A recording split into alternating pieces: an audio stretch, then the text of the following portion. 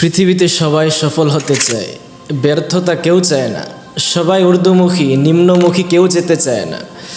যেমন আমি চাই আমি সফল হই, আমার মা বাবাও চায় আমি সফল হই, আমার উস্তাদ বা শিক্ষক উনিও চায় আমি সফল হই, এমনকি আমার আল্লাহ উনিও চায় যে আমার বান্দা সে সফল হোক। তো আমার চাওয়া, আমার বাবা মার চাওয়া, আমার উস্তাদ বা শিক্ষকের চাওয়া, এইসব চাওয়ার সাথে আল্লাহর চাওয়াটা মিলে গেল। সবাই চাই সফলতা, ব্যর্থতা কেউ চায় না। তো আমরা যে সফলতার সংজ্ঞা নির্ধারণ করেছি, আমরা জানি সফল তারাই যাদের ভালো একটা বাড়ি আছে, গাড়ি আছে, বড় ব্যবসায়িক প্রতিষ্ঠান আছে, বা সমাজের মধ্যে যে একটা ভালো অবস্থানে আছে, মনে হয় সেই জন্য সফল। যারা পড়াশোনা করছে তার ভাবনা যে একসময় পড়ালেখা শেষ হবে, ভালো একটা চাকরি হবে, একসময় টাকা পয়সার মালিক হবে, গাড়ি বাড়ি হবে। বা যারা বিদেশ যায় তারাও বলে আমি সফল হব। সফলতাটা কি? আমি যাওয়ার পর টাকা পয়সা হবে, ফিরে আসবো, আবার বাড়ি গাড়ি হবে, আমি সুন্দরভাবে জীবনটা কাটাইতে পারবো। এটাই আমরা আমাদের সফলতার সংজ্ঞা নির্ধারণ করেছি, এবং আমাদের চোখে যাদের মধ্যে এইগুলো রয়েছে তারাই মূলত সফল। কিন্তু আল্লাহ তাআলাও আমাদের সফলতা চায়, তবে আল্লাহ তাআলা বলতে চায় আসল সফল কারা। আল্লাহ তাআলা পবিত্র কোরআনে বলেছেন, ফামান যুহজিহা আনিন নারি ওয়া উদখিলাল জান্নাতা ফাকাদ ফাজ।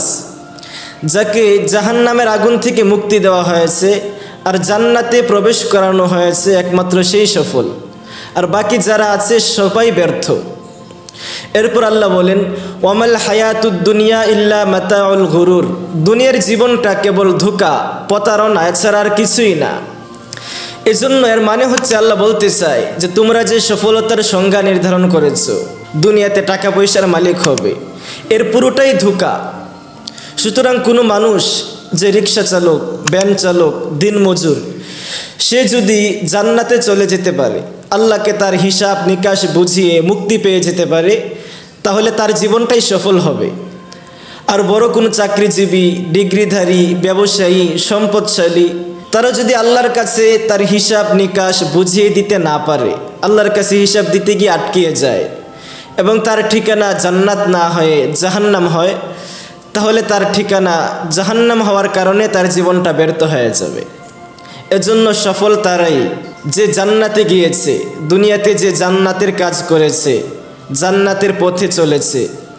আর ব্যর্থ তারাই যারা টাকা পয়সা, ধন সম্পদের মালিক হওয়া সত্ত্বেও জান্নাত কামাই করতে পারে নাই, জান্নাতের কাজকর্ম তারা করতে পারে নাই, জাহান্নামের পথে হেঁটেছে, ফলে মৃত্যুর পর তাদের ঠিকানা জাহান্নাম হয়েছে। এজন্য আমরা সকলেই শুধু দুনিয়ার পৃথিবীকে দেখলেই হবে না, এই জমিনের নিচে কি আছে, শুধু আকাশ তাকিয়ে দেখলেই হবে না, আকাশের উপরে আল্লাহ কি রেখেছেন ওইগুলো নিয়েও ভাবতে হবে। আমাদের মৃত্যুর পরেই আমাদের কারো জীবন জাহান্নামি হবে, আর কেউ জান্নাতি হবে। আর দুনিয়াটা বানিয়েছেনই আল্লাহ পরীক্ষার হল হিসাবে। যার আমল ভালো হবে সে জান্নাতে যাবে, যার আমল মন্দ হবে সে জাহান্নামে যাবে। এজন্য আমাদের সকলের উচিত আখিরাতের ফিকির করা, পরকালের ফিকির করা, আখিরাতে কিভাবে সফল হওয়া যায়, দুনিয়াতে আমি কি করেছি এর পরিপূর্ণ হিসাব আল্লাহকে বুঝিয়ে দিতে পারি, সেই ফিকির করা। আল্লাহ তাআলা আমাদের সকলকে তৌফিক দান করুন।